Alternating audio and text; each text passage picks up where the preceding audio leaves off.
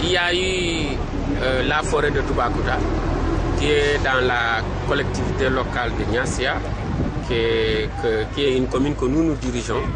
Donc depuis que nous sommes arrivés, on a pu organiser les 6 villages qui sont du Bayot-Est, qui sont aux alentours de cette forêt, en comité intervillageois, donc qui sont chargés de veiller et de donner l'information aux services compétents.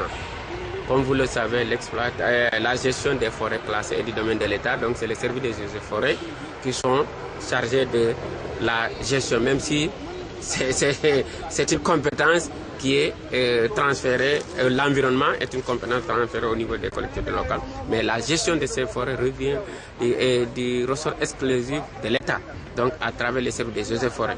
Donc comme les populations, on voit qu'il y a l'exploitation illégale du TEC qui est formellement interdite, cette exploitation. Donc nous sommes dit qu'on ne peut pas laisser la forêt se dégrader comme ça du fait de l'action humaine. Donc on ne peut pas cautionner ça. Et après la sensibilisation par le comité intervillageois, nous nous sommes dit qu'il faut faire une expérience. Donc c'est ça qui a motivé les membres du comité intervillageois de se mobiliser hier à partir de 22 h pour veiller sur l'axe et intercepter tout ce qui passe avec des troncs de TEC sans autorisation. Il y a eu au total 11 charrettes et 6 vélos. Et les troncs sont au nombre de 512, ce qui est vu et compté. Vous pouvez même vérifier, donc c'est 512 troncs. Si vous faites l'estimation de 500, si ce n'est pas 512 arbres, mais au moins on peut avoir 256 arbres abattus. En termes de perte, c'est énorme pour ça. D'abord, il y a la pluviométrie qui cause problème dans ce sens-là. Parce que si la forêt est complètement déboisée, on risque d'avoir la sécheresse. Et les gens sont en train de sensibiliser pour les campagnes de reboisement. Contrairement, il y a des gens qui sont là pour déboiser tout ce qui est reboisé. Et là, on peut dire que par rapport au coût financier, peut-être c'est les services des eaux et forêts qui pourront faire l'estimation. Mais les 512 troncs, ça ne va pas au moins de 2 millions et quelques. Non, nous avons pris la décision de continuer ces actions. Au passage, il faut remercier le comité intervillageois qui n'ont ménagé aucun effort, qui ont compris le sens vraiment de la protection de cette forêt. Et nous avons la volonté de continuer.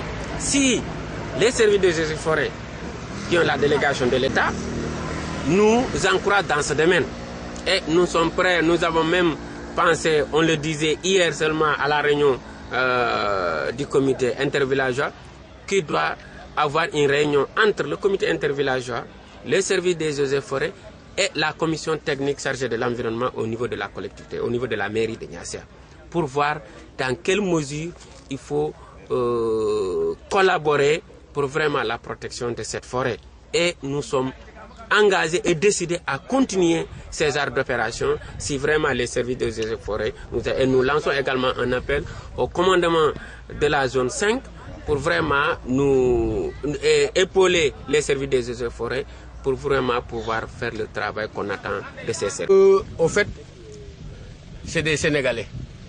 C'est des Sénégalais comme nous. Alors, c'est des gens, comme on dit, quand il y a une crise, les gens essaient de profiter. Alors, mais après aussi, toute guerre, il y a au moins ce qu'on appelle l'organisation. Donc, c'est pendant la période de crise qu'il n'y avait pas assez de sécurité que les gens sont entrés dans la forêt pour exploiter cette ressource, qui est une ressource qui n'est même pas originaire de l'Afrique. Parce que les TEC, ce sont des arbres originaires de l'Inde. Donc si on les amène ici, c'est parce qu'au moins il y a une ressource. Et notre arrondissement, qui est la commune de Niassia, n'a rien comme ressource. Si ce n'est pas la seule forêt dont nous nous comptons aujourd'hui. Alors on ne peut pas rester comme ça, que des enfants de rien du tout passent toute la nuit ou toute la journée à exploiter clandestinement la forêt. Et cela étant dit, je voudrais qu'on visualise mieux, si vous nous permettez, pour mieux sensibiliser la population. Parce que nous, notre objectif, ce n'est pas de fermer les enfants. mais c'est de les sensibiliser, de savoir que l'avenir de tout pays, c'est par rapport à la protection de l'environnement. C'est l'environnement aujourd'hui. Pourquoi le président a parlé de pôle agricole en Casamance? C'est parce qu'ici, il pleut beaucoup. Si nous, on n'est pas d'accord, ce n'est pas dans ce sens que pour freiner, par exemple, le pôle agricole qu'on va déboiser la Casamance.